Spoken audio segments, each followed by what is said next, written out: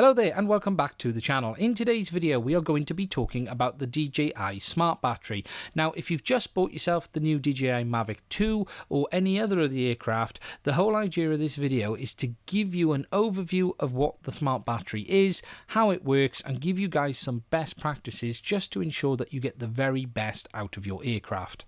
Before I get started, if you like what you see in this video, please do subscribe to the channel. There's a button in the bottom right hand corner, and if you'd like to support the channel, there are some links in the description that allow you to purchase products, and it helps us be able to keep making videos like this. So what makes these batteries smart? Well, it's the number of features that they have on board. Just like any normal battery, it has a number of cells which produce the voltage and the output to allow your aircraft to fly. However, it also has some other features as well. These include a built-in charger and discharger, as well as a fuel gauge and management circuit which controls the battery, and it allows it to look after itself for the most part. Taking a look at the range of smart batteries from DJI, as you can see over the years they've come in various shapes and sizes. They all pretty much date back to the one we saw on the Inspire 1, which was a 6S 26 volt battery. The one thing you'll notice with all of them that is common is that they all usually have a battery level indication on the outside with a button which either turns the battery on or it shows you what the level is, or it does both. Now, they've used them in various shapes and sizes over the years. So if we look at the Phantom 3, that was a 3S battery. The Phantom 4 was a 4S. As I said, the Inspire 1 was a 6S. When they released the Mavic Pro, they'd gone back down to 3S. Alongside the Mavic Air was 3S as well. And when the Inspire 2 came out, they'd gone back up to 6S. If you don't know what the 6S means, that simply is that there are 6 cells in series within the battery. The combined voltage of the battery is a combination of all of those cells together. So a standard LiPo is 4.2 volts fully charged, so the overall voltage of the pack would be 6 times 4.2 when it is fully charged. Now there is a bit of complication around this that I could explain, which is called nominal voltage, and they don't actually rate them at their fully charged voltage, they rate them at their nominal voltage. However, I'm not going to get too deeply into that. The thing to understand is that between all of the models, they are varying from 3S all the way up to 6S. So really, giving an overview of the battery, all DJI batteries are lithium-ion polymer, so they all use the same chemistry, and this is pretty much across the board with any aircraft these days. They are sadly all specific to each craft. So as you can see, the Mavic 2 battery is on the right-hand side, and that is a 4S battery, just like they did on the Phantom 4, but they are all unique. So that does mean your batteries are not interchangeable between models, and that includes between the Mavic 1 and the Mavic 2. They are all different, sadly. As I mentioned before, they all range from between 3S and 6S in voltage. One of the more interesting things with the DJI batteries is that they are all LiPo HV. Now this means that they are high voltage LiPos. A normal LiPo, what they class as fully charged, is 4.20 volts, whereas LiPo HVs are actually classed as fully charged between 4.25 and 4.35 volt. 4.35 is about the top end you will see. However, DJI do state that their batteries are fully charged between 4.25 and 4.35 volt. So if you are used to using standard LiPo batteries, don't worry if it's over 4.20. That's perfectly normal. The rechargeable batteries that they use in their remote controllers are also LiPo batteries, but they are a smaller C rating, which means they don't suffer from some of the issues that the larger batteries do. And I will mention about best practices of looking after your remote one, but it's not quite as critical as it is with the aircraft battery. As I mentioned in the first few slides, the batteries have a built-in charge circuit with overvoltage and overcurrent protection, and this means that the adapter DJI supply is simply a current limited switch mode power supply. There is nothing special about it whatsoever. It is simply a standard PSU. The downside to this is it is not advised under any circumstances to try and charge your DJI smart battery off a normal LiPo charger, because that charger is actually built into the battery already. You simply need to use the supplied adapter to provide it with power, and the battery will charge itself. As I mentioned in the slide showing you what's included, there is a whole host of smart information through the battery logging circuit. Now, we would usually call this a fuel gauge, and this monitors all of the parameters of the battery as the power's going in and going out, and it allows DJI to give you a whole host of information within their Go app. And you get things like the battery LED on the front of the battery itself, which gives you a rough estimation of capacity. You get a battery percentage, which gives you an estimation of what the capacity is remaining. You get total pack voltage as well as individual cell voltage as well. And the advantage to all of these is DJI are able to put this information together and give you an estimated remaining flight time as well as estimated remaining pack capacity. The last thing the smart within the battery does is monitor cycle count, so it's able to tell you how many times it's been charged as well. Taking a closer look at the home screen on DJI Go 4, there is a number of different bits of battery information available to you. The first is the remaining capacity, and this shows you a percentage calculation of how much battery you've got left. The next one is the remaining flight time. Now, mine is showing lines because I wasn't actually flying when I took this image. However, it will usually give you a time indication of how much battery you've got left. Now, all of this is possible because of the smart information in the battery, and it is a calculation to give you an estimation. However, I cannot stress enough that these are estimated bits of information and they should never be taken as 100% correct. You should always monitor your battery voltages in flight because that will give you the truth. Whilst these are a nice indication, they are only that and should never be taken as anything else. If you go into your settings menu within the Go app, there is a dedicated aircraft battery tab, which contains a lot more information, and you have things such as cell voltage for each individual cell in the battery, and this is live information. You can see this on the ground as well as in flight as well. You have your total pack voltage as well as your battery temperature as well. There are also a number of settings in here as well. The first is critical low battery warning. Now, this is the level that the aircraft will force itself into landing.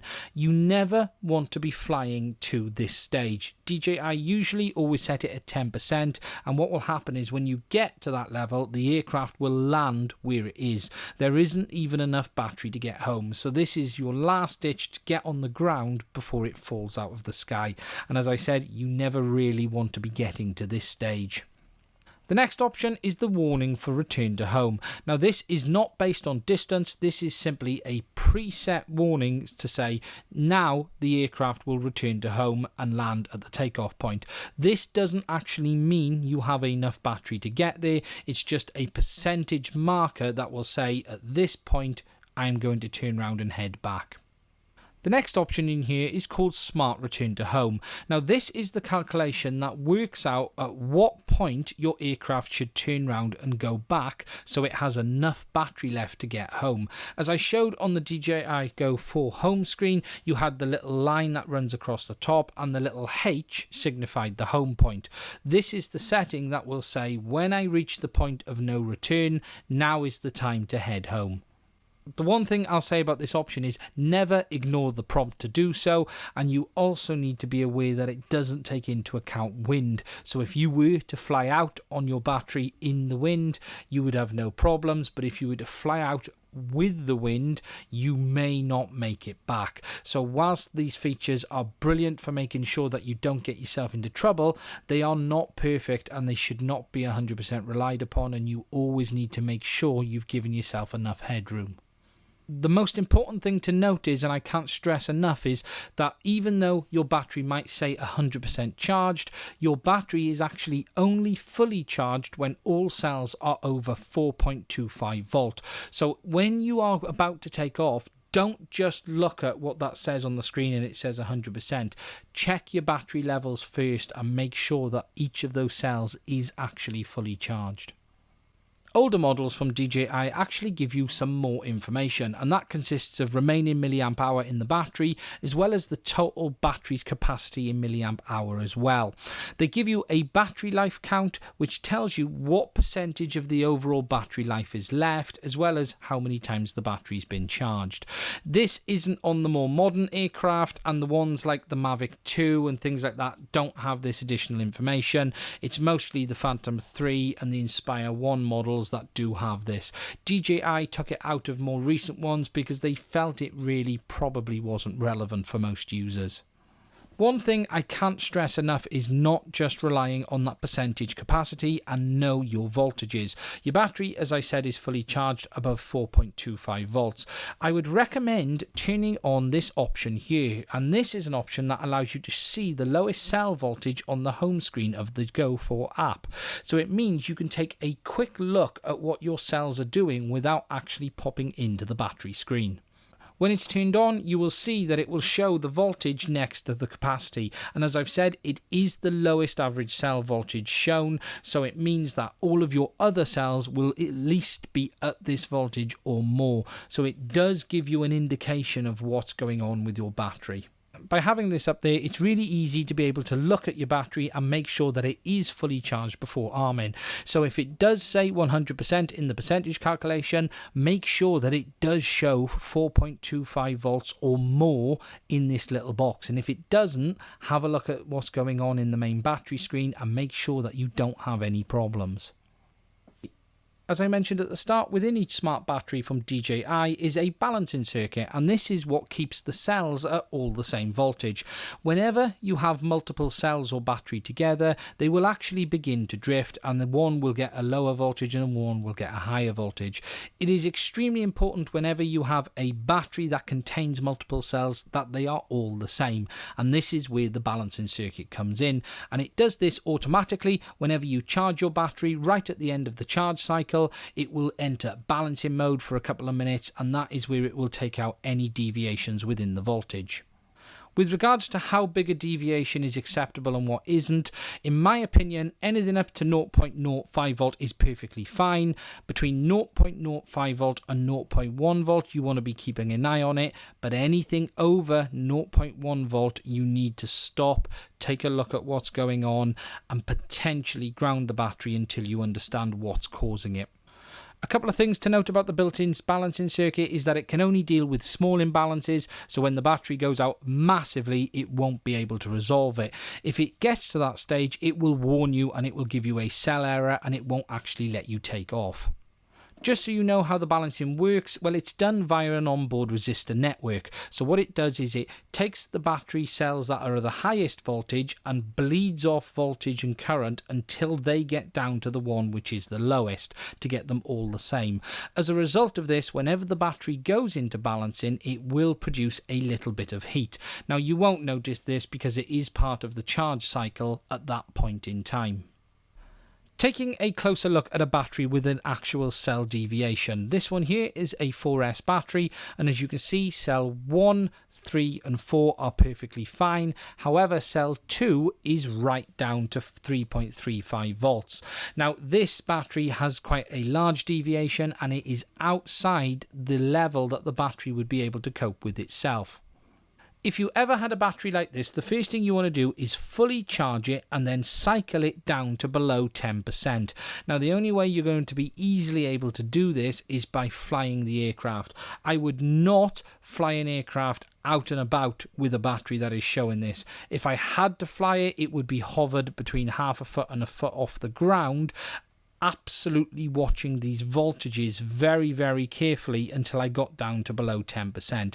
What cycling does is it pretty much tries to tell the battery to recalibrate itself. So you send it to fully charge, you send it down to below 10%, and then you fully charge it again, and that will hopefully help the battery bring it back within balance. However, it doesn't always work, and if it doesn't work, it means this battery is no longer fit for use.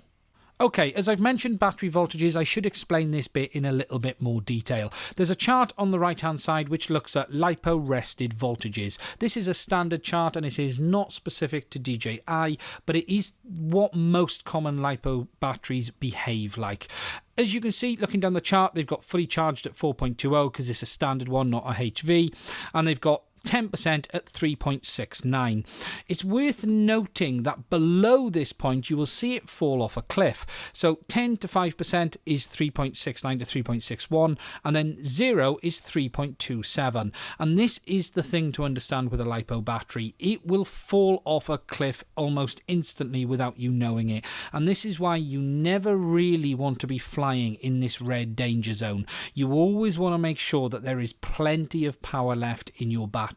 Now, normally, as I said with DJI, we would class it as 3.25 volts fully charged, and most LiPos are flat at 3.70 volts. If we look on the chart, that's given us about 12% capacity. To do this in flight, you need to take into account voltage sag, and this is how much load is on the battery when the motors are running. Rested is what is measured on the ground. Voltage sag is what happens in flight. If you take off with your aircraft at fully charged, as soon as you get off the ground, you will actually see the battery voltage drop, and this is the amount of sag you get. Now, it isn't linear. The amount of sag you get at fully charged is not the same you will get at virtually empty. So it is something that you need to work out for your own aircraft and your own battery, and you simply need to do a few flights landing at different voltage positions and capacities and work out what is correct. For instance, at 10% on an Inspire 2 battery, the voltage drop is down to 3.5 volt, and this is in the danger zone, so you don't ever really want to be taking it down that low. In my opinion, on the Inspire 2, for instance, you want to be landing at about 3.6 volt in flight. The reason for that is that will give you 3.70 on the ground when the battery has rested. Just to demonstrate this, we're looking at my own Inspire 2 on the ground, and you can see that the battery is fully charged and it is at 4.32 volts per cell. When I took off and hovered almost straight away, you can see that the battery has sagged down to roughly 4 volt. So there's about a 0.3 volt sag on this battery. When we look at it at a flat condition, down at 10%, in flight, that battery is down to 3.55 volts per cell, even one down to 3.49, and we really are in the danger zone there. When you land that battery, and I left it about a minute, you can see it bounced back up to about 3.67. At that point, I am at totally flat. You would not want to be flying it any further than that, because you really are entering that danger zone, because remember, that remaining percentage will just fall off a cliff and your battery level will just drop almost instantly. Just to look at it at another point in flight, I took this here at 30% capacity and the battery voltage was roughly 3.62 volt, and when I landed it then recovered back to 3.72 volt. So the thing to note with this is at 100% the sag when I took off was about 0.3 volt. However, at 30% capacity, the battery sag is only 0.1 volt. And as I've said, there is no rule to this. It is different for every aircraft and every battery. So I strongly suggest you just look at this yourself and take it into account. My opinion is you want to be on the ground latest by 3.60 volt. That is the worst case scenario. And as I mentioned earlier, you don't want to be relying on that percentage scale to say, oh, 30% land. Watch these voltages, get to know your voltages, because when you do that, you will save yourself a whole world of problems. Also built in these batteries is a self-discharge timer, and what this does is maintains the battery level to ensure that the battery doesn't get damaged. So LiPo batteries do not like being stored at high or low voltages. There is an ideal position to store them in, and that is approximately 3.85 volts or 65%. Now, the way this works within the smart battery is that if you leave your battery fully charged, after a preset period of time, it will self-discharge back down to below 65%. To do this, it uses that balancing circuit I said earlier, and it simply bleeds capacity off via the resistor network until it gets to below 65%. As I mentioned, by doing that, it will produce heat. When it balances, you don't notice that heat because it's been charging. However, if your battery has entered self-discharge, it means it's been sitting for a number of days with no use. You will notice the battery is warm. So if you ever get your battery out of your bag and you think, wow, that's warm and it hasn't been used, the reason for it is because it has probably entered self-discharge. The early smart batteries from DJI were settable between 1 and 10 days before starting, and that means it would delay 1 to 10 days before it would begin to self-discharge. However, on the modern models, DJI have actually stopped that. On the Mavic Air and the Mavic 2, it is now fixed at a 10-day timer. As I mentioned, the self-discharge reduces the capacity to below 65%, and to get from 100 to 65%, that takes about 3 days in total. So it will wait the period of time that you've set it, and then it will take an additional 2 to 3 days to get down to below that 65% if it was 100. There is no indication on the battery other than it being warm and giving off heat that it is entered self-discharge, so it is something to be aware of. One thing to note is that if you do press the button on the front of the battery at any time, it does reset that countdown timer. So for instance, if you had it set at 10 days and you pick the battery up 2 days later and check the capacity with the button, you have reset that timer from 8 days back to 10 again. So do be aware every time you press that button when the battery's been sitting, it will reset the countdown timer. For me, I do not like having LiPos charged any longer than absolutely necessary. I set mine to 3 days because I never leave a battery fully charged more than 48 hours before use, and I'll come on to that a little bit more in a minute. However, I think a 3-day self-discharge timer is a good place to be. As I've said, on the Mavic Air and the Mavic 2, you're fixed at 10 days, so don't worry about it. But if you do have the option, I would suggest setting it to 3 days. Moving on to battery storage. Now this is as important as charging and everything else, because the reality is LiPos are A, very expensive, but B, they are potentially unpredictable at times, and they can do weird, wonderful and quite disturbing things if you don't look after them properly. Now, as I mentioned earlier, a LiPo does not like being left fully charged, and it should never be left fully charged for extended periods of time. So as I've said, set your self-discharge timer for below 3 days and make sure that you don't leave them any more than 10 max. Batteries should always be stored at between 45 and 65% capacity, or 3.85 volts per cell.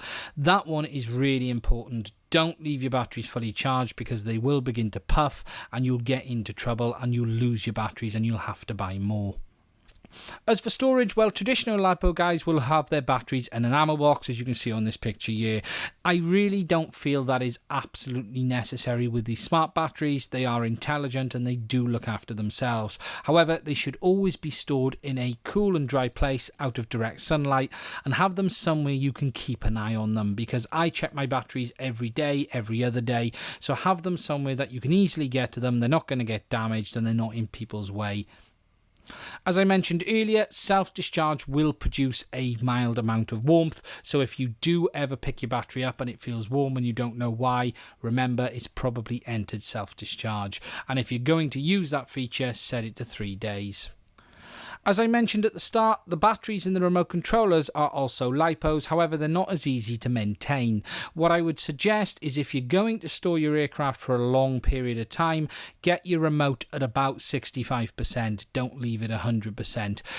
You don't need to worry about it if it's 2 or 3 days, but if it's going to be more than 2 or 3 weeks, definitely get the aircraft remote at about 65% on the capacity scale.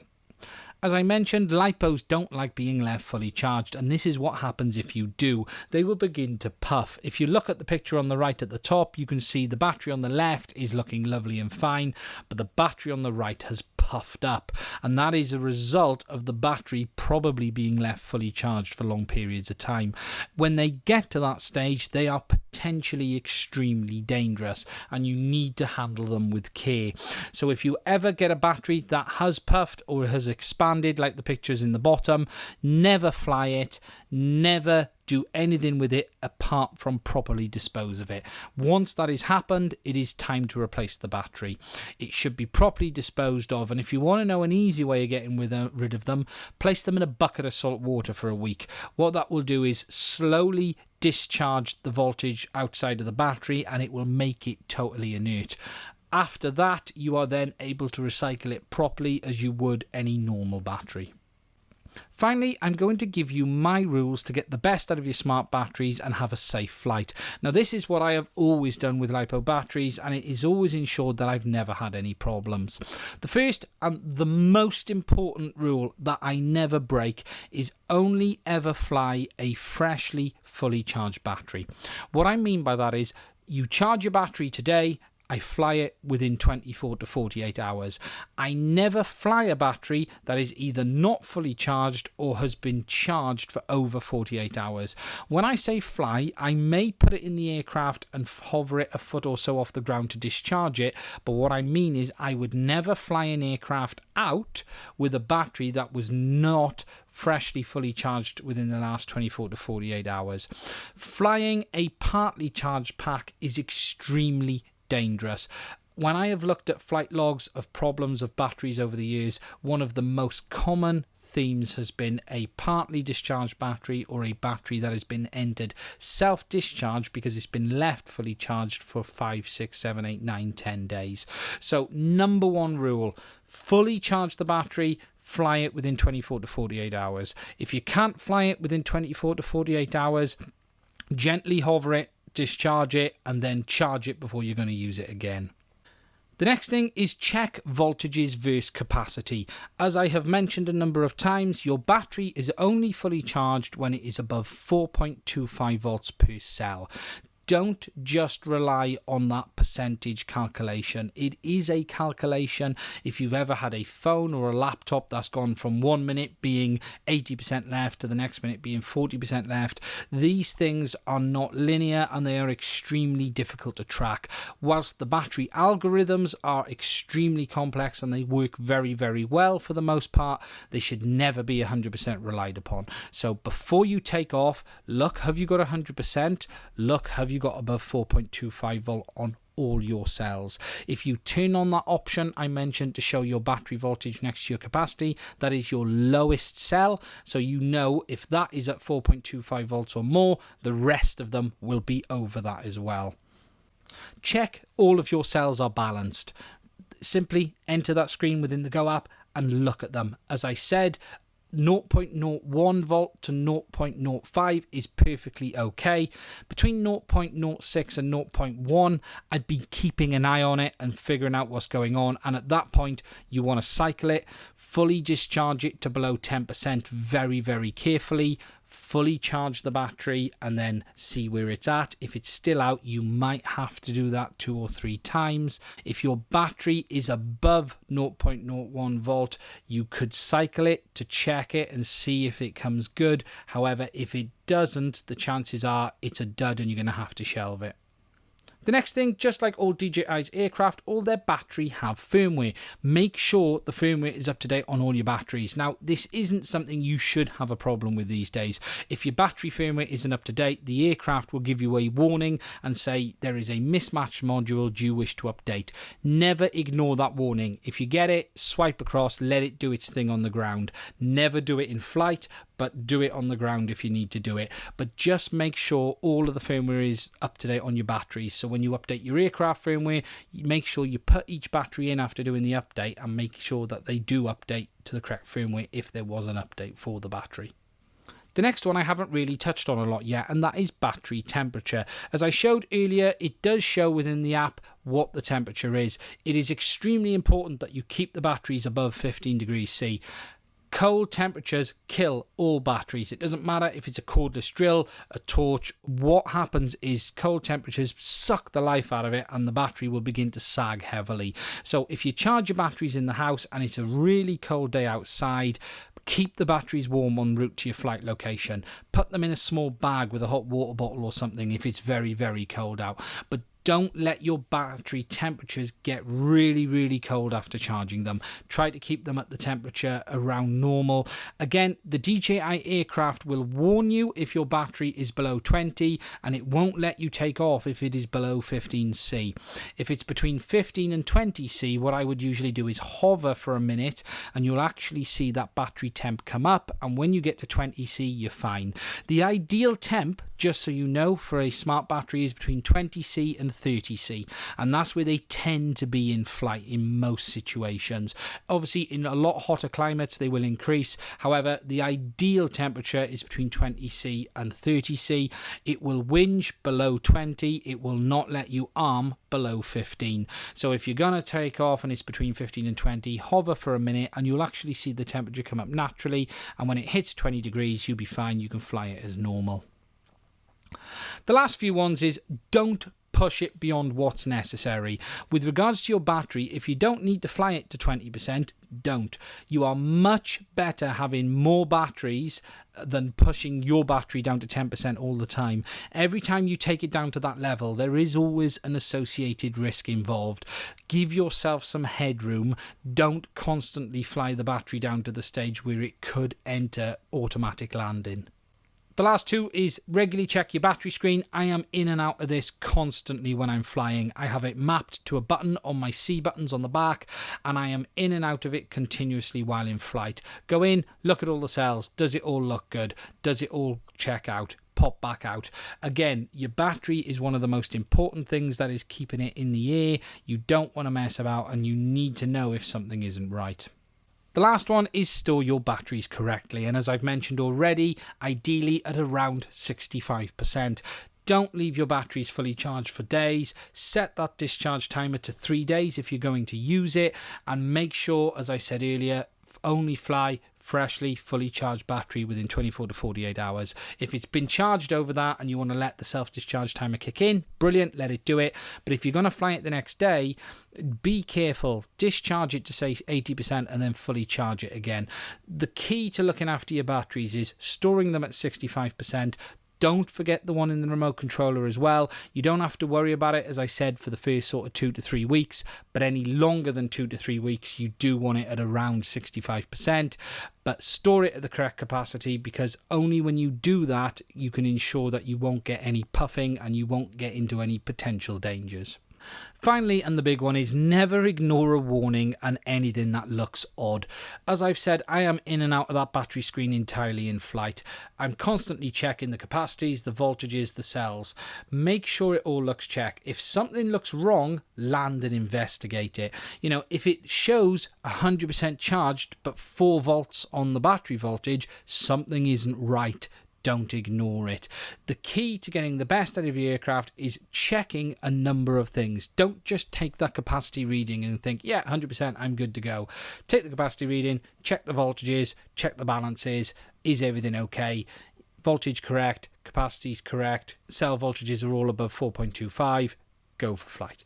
It's as simple as that. Whenever I have seen issues, whenever I've seen people with problems, it has generally always been because they have either missed or ignored something that they should have seen in the first place. That is it for this video. Thank you very much for watching. I sincerely hope the information has been helpful. Again, whilst they are smart batteries, they do still take a little bit of looking after. For the most part, they work absolutely perfectly, and the additional features that we have within the smart battery are very welcomed. The faults are rare. Overall, people generally don't get too many problems. As long as you follow some basic practices, they will give you a few years of good use without any problem at all. That's it. Please do subscribe, and I'll do another video again soon.